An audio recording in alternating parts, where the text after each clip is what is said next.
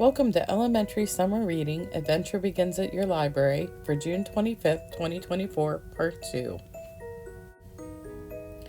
The Boy Who Loved Maps by Kari Allen, illustrated by G. Brian Karras. There once was a boy who loved maps. He loved to collect them, he loved to study them, and most of all, he loved to make them. Some were small and fit into pockets. Some were large and filled up walls.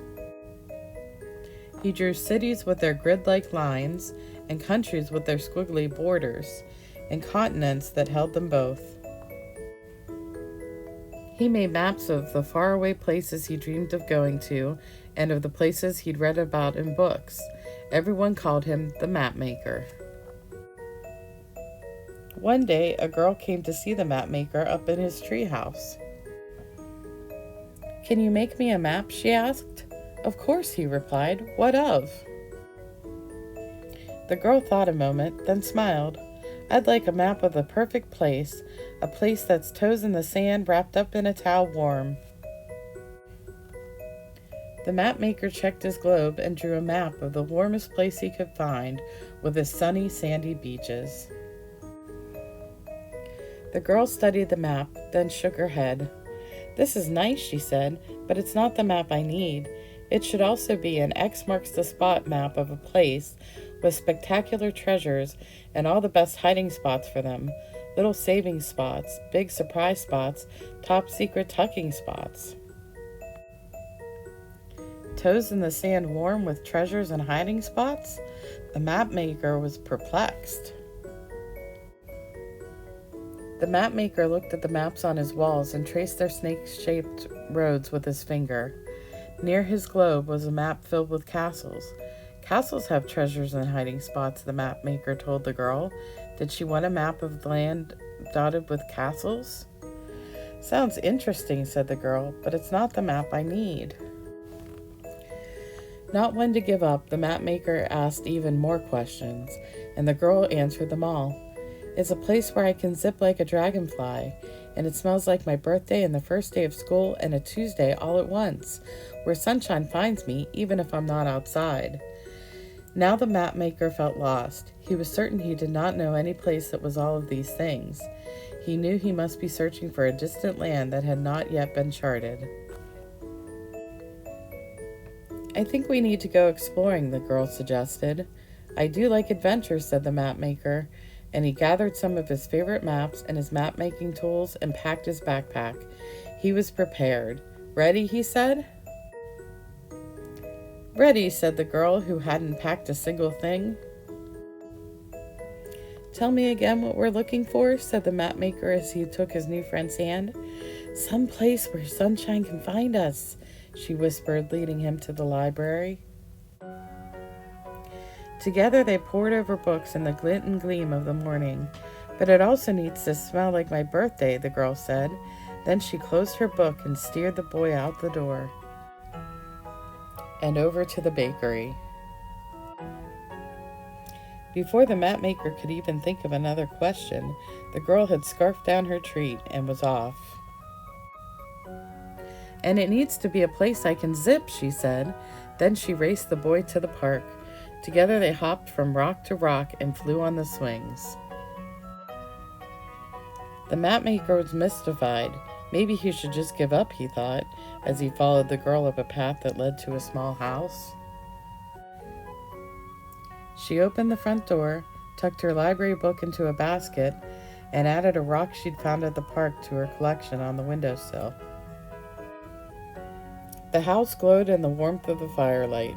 The map maker stopped and looked around. He looked out the window. "Wait!" he cried.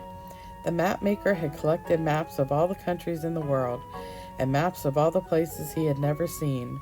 He made maps of deserts and jungles and oceans and mountains, but he'd never made a map of home. The map maker unpacked his supplies and began to sketch. "Finally," the girl said, and sat down beside her friend. Then together they drew their map. It was the one they both needed. Author's note: I love maps. This love was inspired by my son, who would spend hours making his own maps, getting lost in all the little details and features, filling notebooks with elaborate drawings. He'd even tape pieces of paper together to create big maps of the whole world. One day, I called him my map maker, and the idea for this book was born. Do you want to be a map maker too? Map boards: cartographer, a person who makes maps. Cartography: the art of making or drawing maps. Compass rose: a circular figure with 4 points that show north, south, east, and west. Legend or key: a guide to the symbols on the map. Political map: a map that shows countries and cities and their borders. Topographical map: a map that shows Earth's natural features like mountains, rivers, and lakes. What is a map? A map is a drawing or diagram of a place. It shows what that place looks like and the relationship of everything within and around it to each other. You can make a map of almost any place, large or small, and every size in between. There are maps of trains and subway routes, hiking trails, and even the stars. You can make a map of your own neighborhood, like the characters in this book do, or of your street, town, or city. Perhaps you have a favorite secret place that would be the perfect thing to map.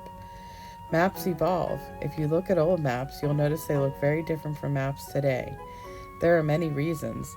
The place itself may have changed, or technology has evolved and helped us to see better what a place looks like.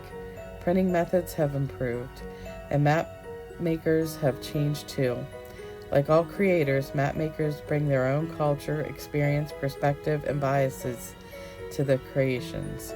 A 15th century Italian map maker, for example, would have created a very different map than you would. The end. Okay, in the story, the girl collected some rocks, so we have some rocks here. And what we're going to do is we're going to paint them.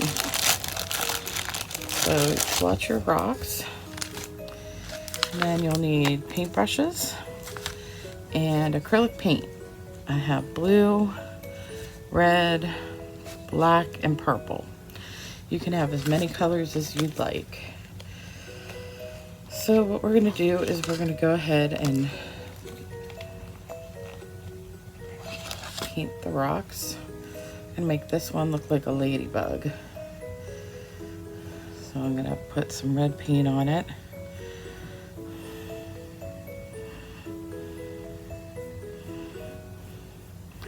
Now try not to get acrylic paint on your clothes because it can stain. It's not water-based like tempera paint is. But tempera paint doesn't stick onto rocks as well.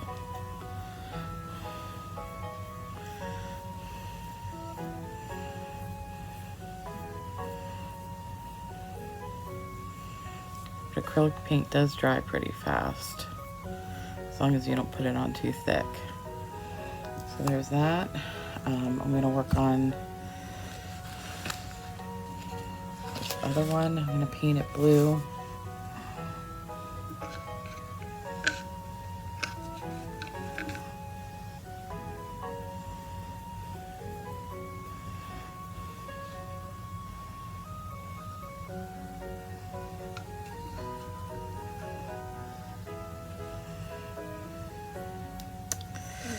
And I'm just going to go ahead and keep painting. I'm going to turn off the camera so you don't have to watch me paint the whole time. It's better to go between two rocks because then you can let some of the paint dry a little bit and do some on top of it. So, yeah, let me just pause here and we'll come back. Okay, I finished painting and this is what I came up with. Just blue with purple stripes and a little ladybug. And they're still wet, so I'm going to let them dry for a bit. But these can go outside once you're done, because the acrylic paint should stick to the rock. Or you can put them in a little planter or just put them on your shelf to look pretty. And that's it.